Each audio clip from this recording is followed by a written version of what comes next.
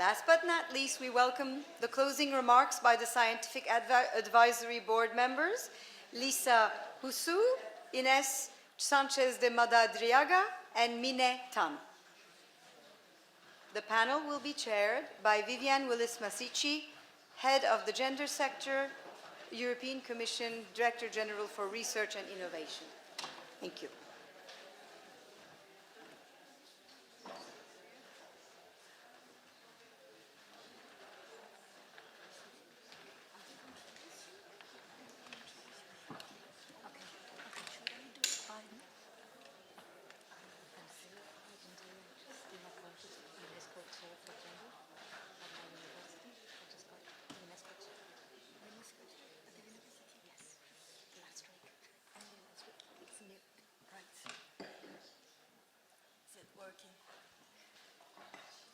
So it's a pleasure to be here today, and thank you to Professor Saglamer, who hope will go back to the room soon.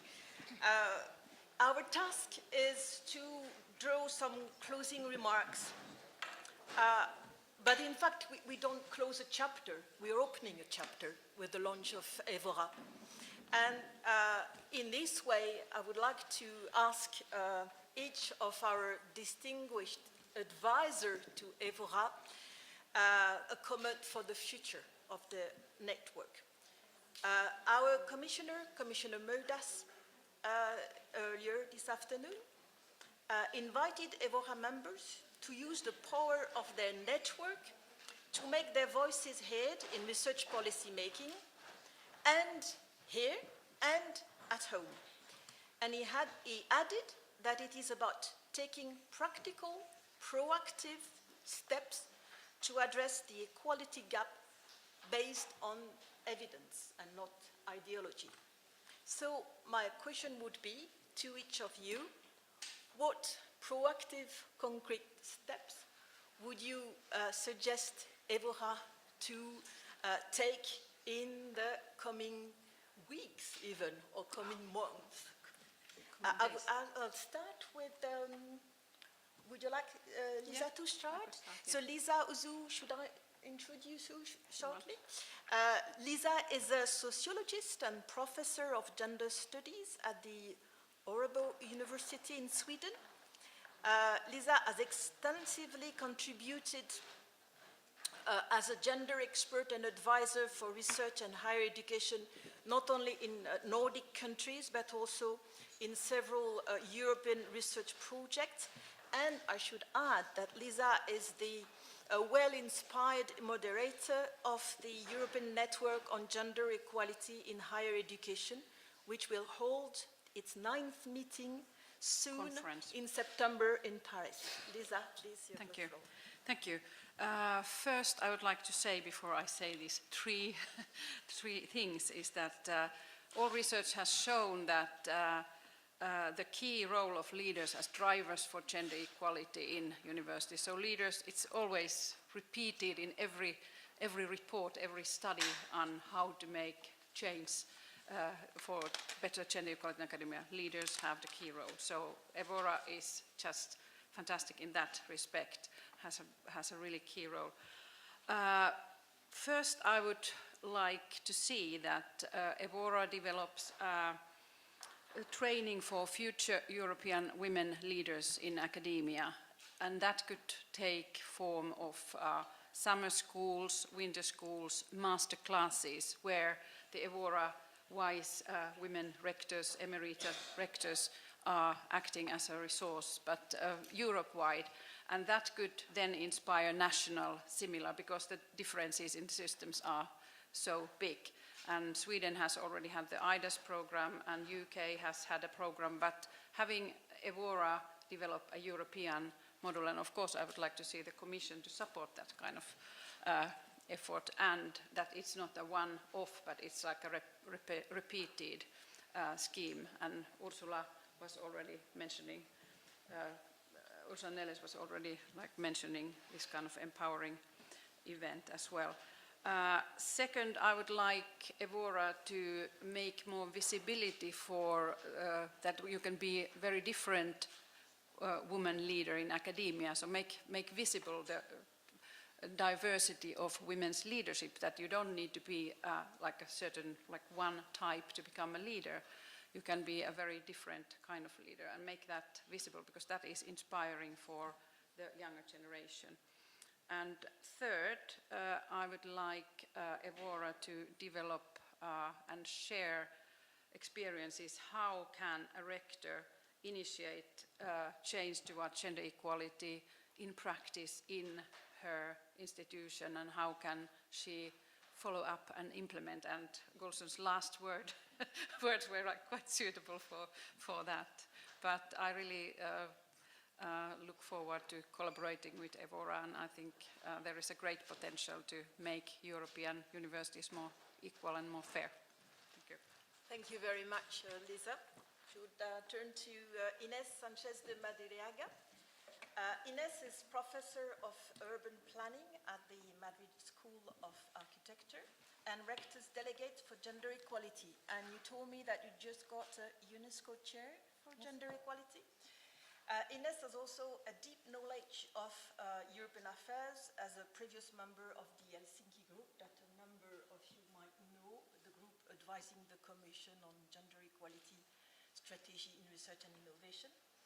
And she's also been the chair of an expert group who produced the report on structural change, which triggered the work of on the Commission on Gender Equality Plan in universities. So, Ines. Thank you very much, Viviane. Thank you very much, Gulsen, for inviting me to be here.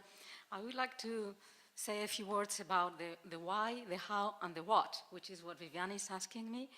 And, but I would like to start by repeating a statement that appears in the booklet that EWORA has published, which is a statement of intent. It says, EWORA is committed to address gender-based structural inequality. And I want to repeat this because I think it's a very strong statement which reveals a deep awareness of understanding of what's the situation and the real problem.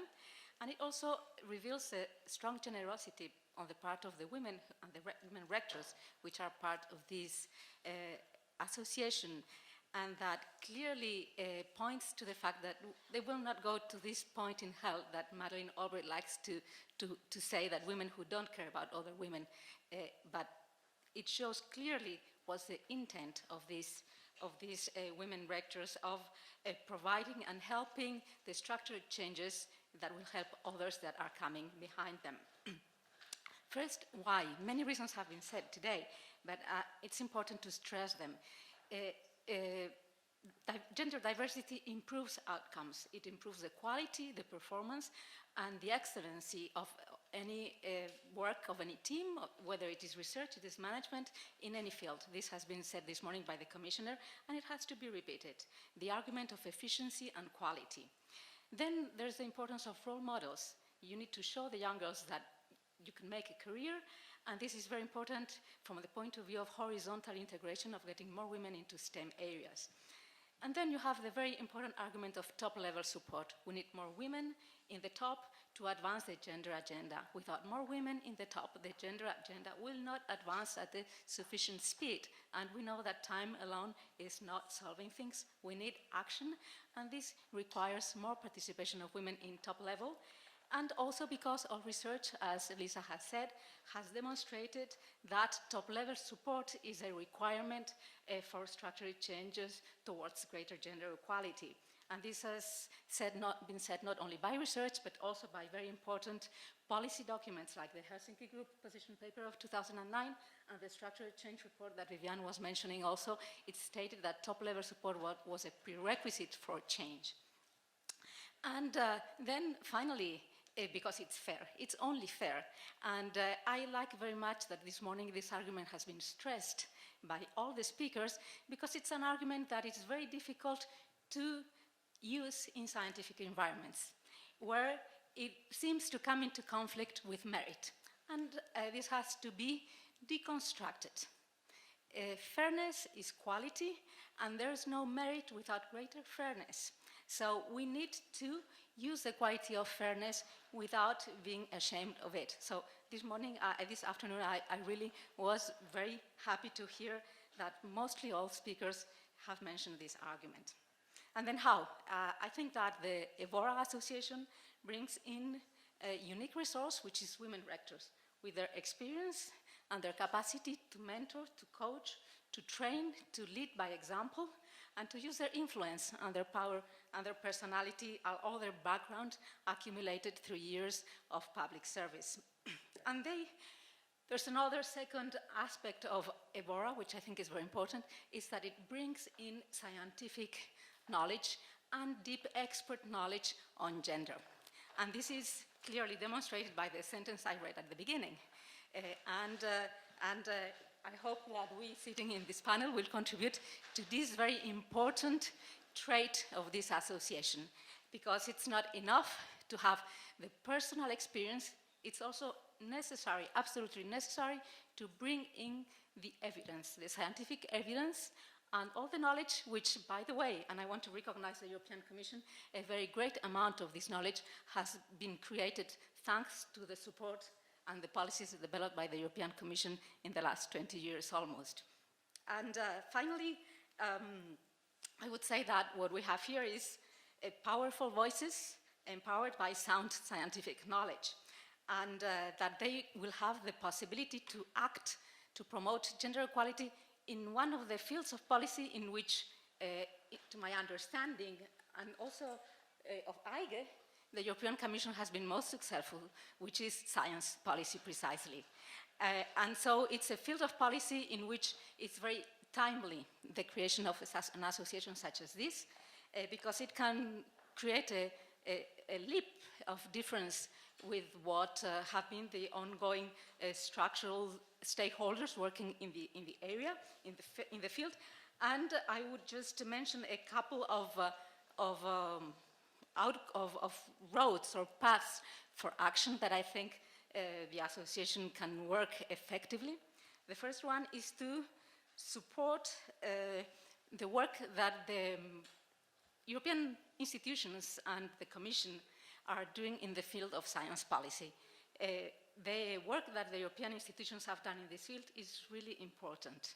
They have created the push for member states to act. Without this action by the European institutions, very little action would be going on in many countries around Europe. So it's very important what the Commission is doing and the rest of the European institutions. And EWORA can help to translate and to support implementation of European-wide policy in science from a gender perspective at the national level and at the institutional level. So to bring it down to the ground.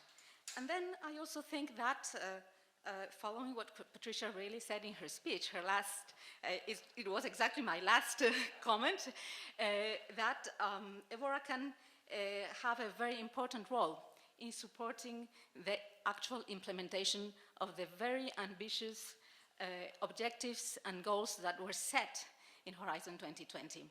Not easy to implement, and I'm seeing it every time I go to Brussels to evaluate projects, for instance.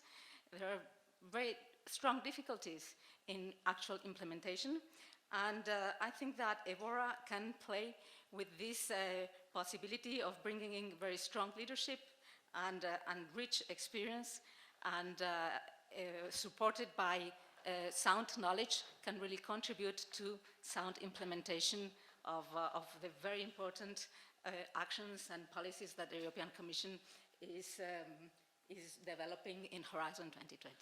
Thank you very much. Thank you very much, Ines.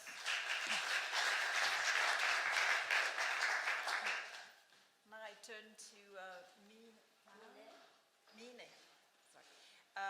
Mine is a professor of sociology and education, and of sociology, education and gender studies at Ankara University.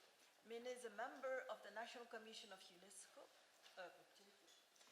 and she also participated in several European and international projects, such as the meta-analysis of gender and science in research. It's the first book I read when I started in the field, because it gives an overall situation on about gender in research in this domain. And you're also a member of the project FESCA. And this afternoon we discussed structural change, changing practices, changing habits. And this is one of the key projects that the European Commission funds through Horizon 2020 to change the practices in universities and research organizations. So the floor is yours. Thank you. Being the last speaker, I have to be very brief and open. One thing I think EWORA must undertake is try to build a new vision of leadership, not only for women, not only for universities, but for the world we are living in. Why? As realists, as Gülsen said at the beginning, we are realists. And as realists, we have to admit that we are living through very difficult times and in very different circumstances.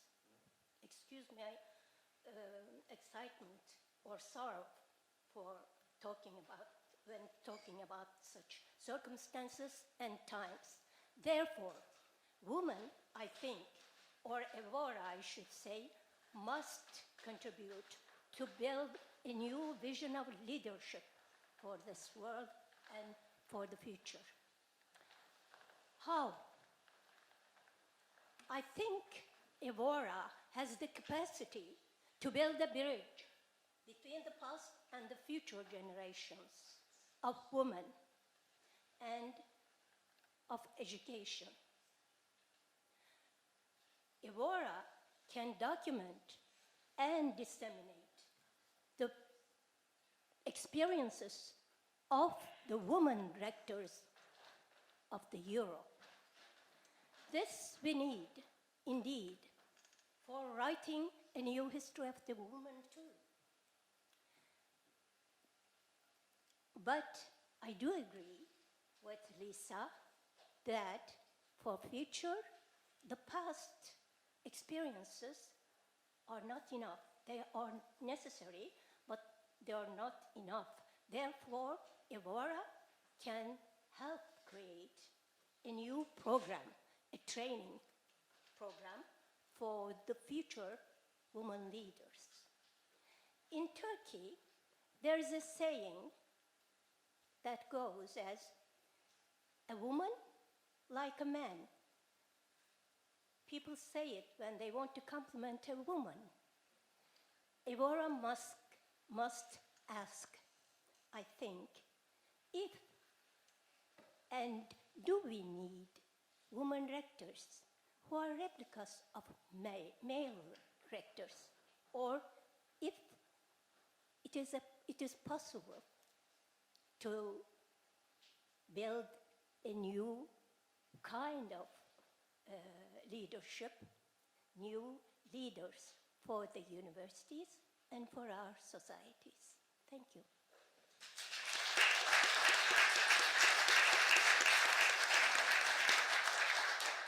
Great. In other words, a woman like a woman. That's what you meant, in fact. But I've taken note of all the suggestions, and in the name of the European Commission, I wish EWORA a bright future, and I'm sure we count on your partnership because you're a source of inspiration for us. And if Ines said that we built some policy for gender equality in Horizon 2020, we did it learning from all the experiences through Europe and abroad. And we'll have to continue to do that. We have to help each other, and I hope that the three distinguished advisors gave you already some food for thought for the coming months, let's say the coming years. So I would like to conclude with that, unless Gülsen, you would like to have a last word for